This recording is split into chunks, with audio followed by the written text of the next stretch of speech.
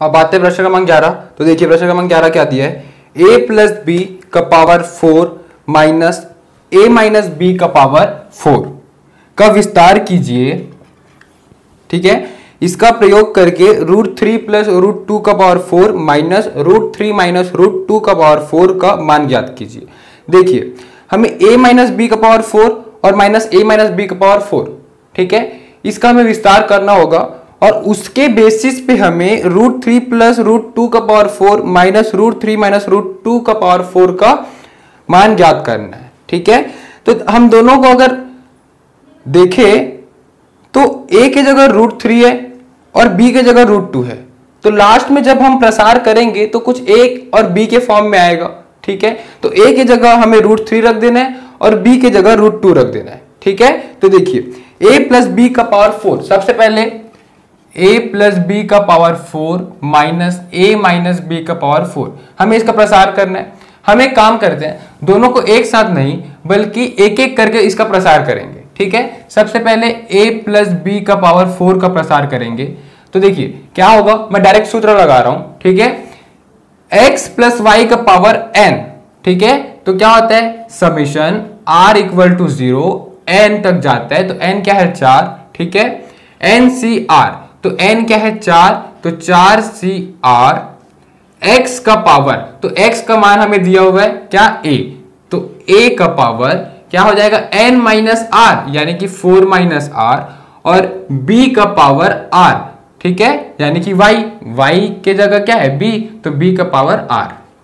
ये हो गया, इसे हम एक्सपेंड कर देते हैं। तो देखिए क्या हो जाएगा, r को 0 से लेके 4 तक लेके जाना है। ठीक है, तो मैं इसको डायरेक्ट अगर करूंगा तो हमें पता है कि जब इसको हम एक्सपेंड करेंगे, प्रसार करेंगे, तो जो a का पावर है, जो x का पावर रहता है वो घटते जाता है और जो y का पावर यानी b का पावर बढ़ते जाएगा। ठीक है, तो हम इसको डायरेक्ट करते हैं। तो देखिए क्या हो जाएगा 4C0 a का पावर 4 माइनस r यानी 4 माइनस 0 क्या होगा 4 और b का पावर r यानी कि 0। ठीक है, अब ये क्या हो जाएगा 4C1 a का पावर 3 b का पावर 1, फिर 4C2 a का पावर 4 2 और b का पावर भी 2। अब आगे 4C3 a का पावर 1 b का पावर 3। अब लास्ट साइकिल 4C4 a का पावर बढ़ जाएगा, घट जाएगा तो 0 और b का पावर बढ़ जाएगा तो 3 से 4 हो जाएगा। ठीक है, अब देखिए इसको आगे हल करेंगे तो क्या हो जाएगा 4C0 यानी कि NC0 क्या होता है 1, तो इसका मतलब ये 1 होगा, तो 1 इंटू a का पावर 4, तो a का पावर 4 और b का पावर 0 क्या होगा ये 1, तो a का पावर 4 बस बचेगा, तो मैं डायरेक्ट लिखता हूं इसको। ठीक है, अब देखिए 4C1 यानी कि NC1 क्या होगा n यानी कि 4 इंटू होगा a का पावर 3 b का पावर 1, तो a क्यूब b हम ये लिख सकते हैं। 4C2, तो 4C2 को हम क्या लिख सकते हैं फैक्टोरियल 4 फैक्टोरियल 2 फैक्टोरियल 2, फैक्टोरियल 4 की जगह 4 इंटू 3 इंटू फैक्टोरियल 2 कैंसिल हो जाएगा, 2 2 जा 3 2 जा 6, तो हम यहां पे लिख सकते हैं 6a स्क्वायर b स्क्वायर। अब आगे 4C3 यानी कि NCn माइनस 1, तो क्या होगा n, तो 4ab क्यूब। अब लास्ट 4C4 यानी कि हो जाएगा 1 इंटू a का पावर 0 क्या होगा 1 इंटू 1 फिर b का पावर 4। तो देखिए ये जो आया है वो क्या है a प्लस b का पावर 4 का एक्सपेंशन है, प्रसार है। ठीक है, अब उसी तरीके से हमें a माइनस बी का पावर 4 का भी निकालना होगा। ठीक है, इसके लिए फिर दोनों को आपस में माइनस भी करना होगा, तो a माइनस बी का पावर 4 अगर हम निकाल ले तो इसको हम क्या लिख सकते हैं, सबसे पहले तो हम इसको ये लिख सकते हैं a प्लस माइनस बी को ब्रैकेट में रख के पावर 4 हम ये लिख सकते हैं। अब इसके हिसाब से हम इसका प्रसार करेंगे, तो देखिए मैं डायरेक्ट इसका प्रसार लिखता हूं a प्लस माइनस बी का पावर 4। देखिए क्या होगा 4C0 ठीक है, यहां से लिख रहा हूं प्रसार से a का पावर 4, ठीक है, b का पावर 0, लेकिन b इसमें b था क्योंकि प्लस b है ना, यहां पे तो माइनस b है तो माइनस b का पावर 0 ये हो जाएगा। फिर दूसरा लाइन लिखूंगा तो 4c1 a का पावर 3 माइनस b का पावर 1, ठीक है, प्लस 4c2 a का पावर 2 माइनस b का पावर 2, प्लस 4c3 a का पावर 1 माइनस b का पावर 3, प्लस 4c4 a का पावर 0 माइनस b का पावर 4। तो चेंजेस क्या आएगा, बस b के जगह माइनस b हो जाएगा, ठीक है। अब लास्ट में इसमें ये चेंजेस आ जाएगा कि जहां पे जिसका पावर विषम हो रहा है उसके जगह सामने माइनस आ जाएगा और सम वाले के सामने प्लस रहेगा, ठीक है। तो देखिए हम इसको हल करते हैं तो ये तो पूरा 1 हो जाएगा, यानी कि इसका मान क्या होगा, a का पावर 4 हो जाएगा, तो a का पावर 4 हो गया, ठीक है। यहां माइनस है तो ये माइनस में आ जाएगा, बाकी वैल्यू जो है वो इसके बराबर ही आएगा, यानी कि 4a3b, ठीक है। अब यहां पे सम संख्या है पावर में तो इसी के जैसे मान आएगा, तो प्लस 6a²b²। अब फिर से विषम है तो माइनस 4ab³, ठीक है। अब लास्ट बचा जो कि सम है तो प्लस b का पावर 4। तो इस तरीके से ये a प्लस बी होल का पावर 4 का expansion, a minus B whole power 4 का एक्सपेंशन। अब क्या करना है हमें प्रश्न के अकॉर्डिंग, a प्लस बी का power 4 minus a minus B का पावर 4 ये लाना होगा। तो a प्लस बी का power 4 minus a minus B का पावर 4, तो ये दोनों को हमें आपस में माइनस करना होगा, ठीक है। तो देखिए क्या होगा, मैं माइनस करूंगा तो मैं डायरेक्ट माइनस करता हूं, देखिए ये तो एज इट इज रहेगा, ठीक है, क्योंकि इसके जगह इसका मान रखेंगे माइनस a माइनस बी का पावर 4 का मान, ठीक है।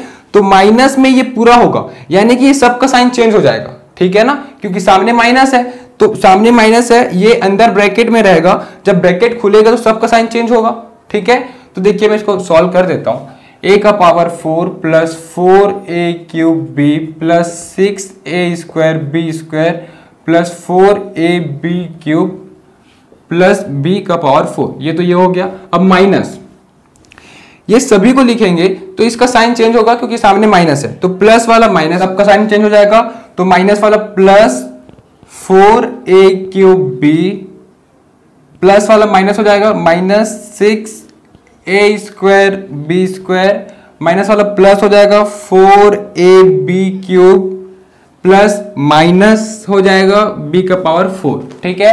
अब देखिए a का पावर 4 कैंसिल हो गया, ठीक है, प्लस b² b का पावर 4 माइनस b का पावर 4 भी cancel, plus 6a²b² minus 6a²b² ये भी कैंसिल हो गया, ठीक है। अब बचेगा क्या, 4a³ plus 4ab³ plus 4a³ plus 4ab³। अगर हम देख रहे हैं तो दो लाइक टर्म आ रहा है, ठीक है, 4a³ 4a³ तो 4 और 4 क्या हो जाएगा 8a³ plus 4ab³ 4ab³ 8ab³, ठीक है, ये हो गया आंसर। अब यहां से मैं इसको कॉमन भी ले सकता हूं, 8ab कॉमन आ गया, बचेगा क्या a² प्लस b²। तो ये जो मान आया है वो a प्लस बी का power 4 minus a minus B का पावर 4 का मान है। अब हमें किसका मान चाहिए, √3 प्लस √2 है ना, तो हम यहाँ पे लिखते हैं √3 प्लस √2 का पावर 4 माइनस √3 माइनस √2 का पावर 4। इसका मान अगर चाहिए तो a इक्वल टू √3 और b इक्वल टू √2 ये लिखना होगा हमें। तो a के जगह हम √3 लिखेंगे तो क्या हो जाएगा, देखिए 8√3, b के जगह √2, √3 का स्क्वायर प्लस √2 का स्क्वायर। तो देखिए ये क्या हो जाएगा, 3 दूनी 6 तो 8√6 हो जाएगा, √3 का स्क्वायर 3 प्लस √2 का स्क्वायर 2, 3 2 क्या हो जाएगा 5। ये 5 हो जाएगा, 5 गुना 8 तो 8 पंचे 40√6, ये हो जाएगा आंसर। अब आते हैं प्रश्न क्रमांक 12। तो देखिए जो प्रश्न क्रमांक 12 है वो बिल्कुल प्रश्न क्रमांक 11 के जैसे है, ठीक है। प्रश्न क्रमांक 11 में हम क्या किए थे, a प्लस बी का power 4 minus a minus B का पावर 4 का विस्तार निकाले थे, ठीक है। फिर a के जगह √3 और b के जगह √2 पुट कर दिए थे, ठीक है। उसी प्रकार हमें प्रश्न क्रमांक 12 में x प्लस 1 का पावर 6 का प्लस x माइनस 1 का पावर 6 इसका विस्तार निकालना है, ठीक है। फिर उसके बाद हमें √2 प्लस 1 का पावर 6 प्लस √2 माइनस 1 का पावर 6 इसका मान निकालना है। तो हमें क्या करना होगा, सबसे पहले x प्लस 1 का पावर 6 इसका विस्तार निकालेंगे, फिर x माइनस 1 का पावर 6 इसका विस्तार निकालेंगे, दोनों को आपस में जोड़ देंगे, ठीक है। जो भी वैल्यू आएगा, ठीक है, जो भी मान आएगा उसमें हम देखिए दोनों को जब कंपेयर करें तो x के जगह हमें √2 रखना है और 1 के जगह तो 1 है ही, है ना, तो खाली बस x के जगह √2 रख देना है। तो ये दोनों का जो विस्तार आएगा उसे हम प्लस करके जो बड़ा सा जो पद आएगा, ठीक है, उस मान में हमें x बराबर √2 रख देना है और जो वैल्यू आया वो इसका वैल्यू होगा, ठीक है। तो फिर इसका आंसर आ जाएगा। अब आते हैं प्रश्न क्रमांक 13। तो देखिए प्रश्न क्रमांक 13 क्या दिया है, 9 का घात n plus 1 minus 8n minus 9 64 से विभाज्य है, ये हमें दर्शाना है, ठीक है। तो देखिए ये जो पूरा पद दिया हुआ है वो 64 से विभाज्य है, ये हम कैसे दर्शा सकते हैं, ऐसा कुछ लास्ट में हम एक्सप्रेशन लाएंगे, ठीक है, जो 64 से गुना हो, ठीक है। 64 गुना, यहां कुछ भी अगर पद हो तो चलेगा लेकिन 64 अलग निकलना चाहिए, ठीक है। तो हम बता सकेंगे कि 64 से विभाज्य है ये जो पद दिया वो, ठीक है। तो इसके लिए हमको क्या करना पड़ेगा, सबसे पहले हम द्विपद प्रमेय का उपयोग करेंगे, ठीक है। तो हल हम इसको नहीं लेंगे, खाली 9 का पावर n प्लस 1 इसको लेंगे द्विपद प्रमेय में। देखिए हमें 64 से विभाज्य है ये सिद्ध करना है, तो 64 किसका विभाज्य होगा और 8 से होगा, ठीक है।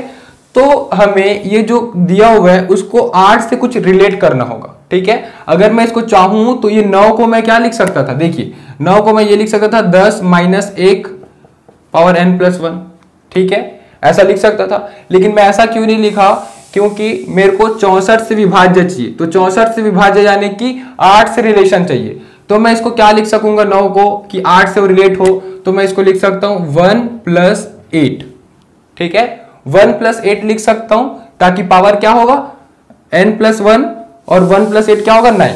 अब देखिए आप बोलेंगे कि इसको 1 प्लस 8 क्यों, 8 प्लस 1 भी तो लिख सकते थे, है ना, 8 प्लस 1 का पावर n प्लस 1 ऐसा भी लिख सकते थे, लेकिन मैं ऐसा क्यों लिखा, देखिए इसका भी मैं रीजन बता रहा हूं।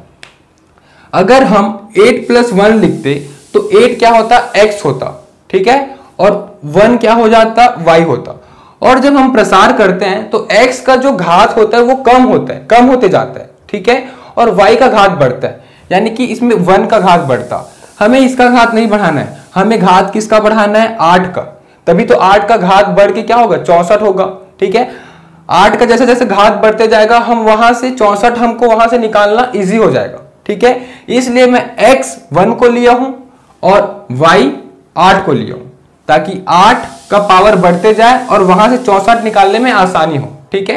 ये प्रश्न मैं बताऊंगा फिर हम समझेंगे इसको, ठीक है। देखिए अब यहां पे मैं सूत्र लगा सकता हूं x प्लस वाई का power n summation r equal to 0 n तक जाएगा NCR x का power n minus r y का पावर r, ठीक है। तो देखिए 1 प्लस 8 का पावर n प्लस 1, अब यहां पे इस फॉर्मूला को रखता हूं तो r इक्वल टू 0, n की जगह क्या है यहाँ पे n प्लस 1, तो मैं यहाँ पे n प्लस 1 लिखूंगा, ठीक है। n की जगह n प्लस 1 CR, x के जगह 1 है तो 1 का पावर n की जगह क्या है n प्लस 1 माइनस r, और y की जगह क्या है, देखिए y की जगह 8 है तो 8 का पावर r। अब इसको हम एक्सपेंड करेंगे, प्रसार कर देंगे, इस समीशन को निकालेंगे। तो देखिए यहां 1 का पावर कुछ है तो 1 का पावर कुछ भी हो इसको हम इग्नोर कर सकते हैं, ठीक है, क्योंकि 1 का पावर कुछ भी हो 1 ही आएगा, और 1 आएगा वो किसी भी से अगर गुणा होगा तो जिस नंबर से गुणा होगा वही नंबर उसका उत्तर आएगा, तो इसको हम इग्नोर कर सकते हैं, ठीक है। तो हम इतना लेके बनाएंगे, तो r का मान 0 से लेके n+1 तक हमें इसको एक्सपेंड करना है। तो देखिए सबसे पहले n+1 सी r की जगह सबसे पहले 0, फिर 8 का घात 0, फिर n+1 सी 1 8 का घात 1, n+1 सी 2 8 का घात 2 प्लस n+2 सी 3 8 का घात 3। अब मैं ज्यादा नहीं लिखता, डॉट डॉट डॉट कर देता हूं, ठीक है। क्यों? क्योंकि मेरे को कहां तक लेके जाना होगा, ये तो n+1 सॉरी यहां पे n+1 होगा, ठीक है, n+1 0 1 2 3 ये हम कहां तक लेके जाएंगे, n+1 के नीचे जब तक n+1 ना आ जाए, तो ऐसा तो हमें बहुत बार करना पड़ जाएगा, ठीक है। इसलिए हम खाली यहां तक लिखेंगे, फिर डॉट डॉट करके लास्ट पद लिख लेते हैं n+1 सी n+1, और फिर लास्ट में क्या हो जाएगा 8 का पावर 0 हो जाएगा, ठीक है, लास्ट में ये होता है। तो अब देखिए, अब जब हम इसे हल करेंगे तो ये किसका एक्सपेंशन है, उसको पहले लिखते हैं 9 पावर n+1, ठीक है, 9 का पावर n+1। अब देखिए n+1 से 0 ये क्या होता है 1, तो 1 इंटू 8 का पावर 0 क्या होगा 1, तो 1 इंटू 1 प्लस n+1 c1 ये क्या होगा n+1 होगा, क्योंकि nc1 क्या होता है n, तो n की जगह क्या है n+1, तो n+1 हो गया। अब इसके साथ गुणा में क्या है 8 का पावर 1 यानी कि 8 प्लस, देखिए इसको मैं हल कर सकता हूं, लेकिन अगर इसको हल करूंगा तो ये कुछ n के फॉर्म में आएगा, ठीक है। तो इसको मैं बेटर है कि n+1 c2 ही रखूं, 8 का पावर 64 लिख देता हूं, ठीक है, इसके साथ गुणा में। फिर तीसरा पद n+1 c का पावर 3 8 का पावर 3, तो 8 का पावर 3 क्या होगा, तो 64 गुना 8 मैं इसका लिख सकता हूं, क्योंकि 8 गुना 8 क्या होगा 64, 64 गुना 8, ठीक है। इसी तरीके से ये डॉट डॉट डॉट चलते जाएगा, ये कहां तक जाएगा n+1 c n+1 8 का पावर 0 क्या होगा 1, तो ये हो जाएगा 1, और इसका मान भी क्या होगा 1, तो +1 तक जाएगा ये। अब देखिए 9n+1 इक्वल टू ये क्या हो जाएगा 1 प्लस ब्रैकेट ओपन कर देता हूं, क्या हो जाएगा 8n+8। अब ये सबसे मैं 64 कॉमन ले सकता हूं, देखिए ये सबसे n नंबर्स ऑफ टाइम से मैं 64 कॉमन ले सकता हूं, मैं ये लास्ट पद नहीं लिखता हूं, ठीक है, 64 कॉमन ले सकता हूं, तो मैं 64 कॉमन ले लिया। अब अंदर में क्या बचेगा n+1 c2 plus n+1 c3 और एक 8 बचेगा, फिर वैसे ही प्लस n+1 c4, फिर 2 8 यानी कि 8 का स्क्वायर बचेगा, ऐसा 8 का क्यूब बचेगा, ऐसा चलते रहेगा सो ऑन, ठीक है। अब देखिए यहां पे 8 प्लस 1 क्या हो जाएगा 9 हो जाएगा, तो ये सबको मैं इस तरफ शिफ्ट कर दूंगा, तो 9n+1 -8n है, यहां पे +8n इधर आके क्या हो जाएगा -8n, और 8+1 +9 है, इधर आके -9 हो जाएगा इक्वल टू, अब क्या बचा 64 गुना ये जो है वो लिख लेते हैं n+1 c2 plus n+1 c3 into 8 dot dot dot. तो हम देख रहे हैं कि ये जो क्वेश्चन में जो पद दिया था 9n+1 -8n -9 वो 64 से विभाज्य है, क्योंकि 64 गुना समथिंग कुछ वैल्यू है, ठीक है। तो सामने जब 64 गुना आ रहा है तो हम क्या लिख सकेंगे, लिखेंगे अतः दिया गया पद 9n+1 -8n -9 64 से विभाज्य है, सिद्ध हुआ। यहां पे पावर 0 नहीं, यहां पे पावर देखिए क्या होता है y है ये, और y का पावर r, तो यहां पे r क्या है लास्ट में n+1, तो 8 का पावर n+1 होगा, तो ये सो ऑन जाएगा। अब आते हैं प्रश्न क्रमांक 14। तो देखिए क्या दिया है, समीशन r इक्वल टू 0 से लेके n तक 3 का power r NCR equal to 4 है, ये हमें सिद्ध करना है। ठीक है, या तो हम LHS को सॉल्व करके RHS सिद्ध करें या RHS को सॉल्व करके LHS सिद्ध करें।